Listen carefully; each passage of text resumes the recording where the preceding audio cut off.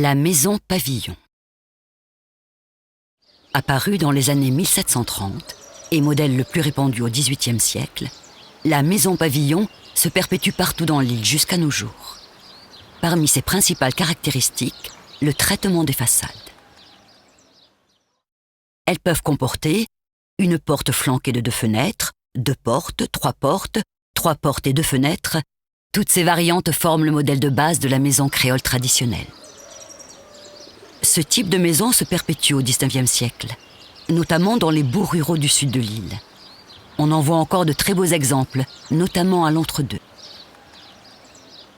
La toiture à 4 pans, ou toiture à la française, est également caractéristique des maisons pavillons, tout comme leur plan rectangulaire ou carré, appelé plan massé.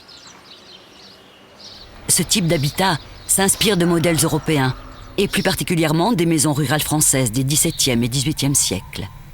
Ces gros cubes en bois présentent souvent un aspect rustique, correspondant à la réalité d'une société profondément rurale, celle d'une île qualifiée de « grenier des Mascareignes » par le gouverneur Maé de la Bourdonnais.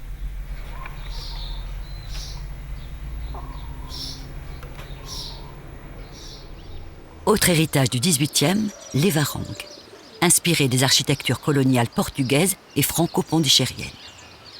Les premières varangues réunionnaises, comme celle de la maison Grand-Cour à Saint-Paul ou celle de la cure de Saint-Denis, sont appelées varangues sous comble, car elles se trouvent sous la toiture principale de la maison. Varangues et maisons pavillons sont des références incontournables de l'architecture créole traditionnelle.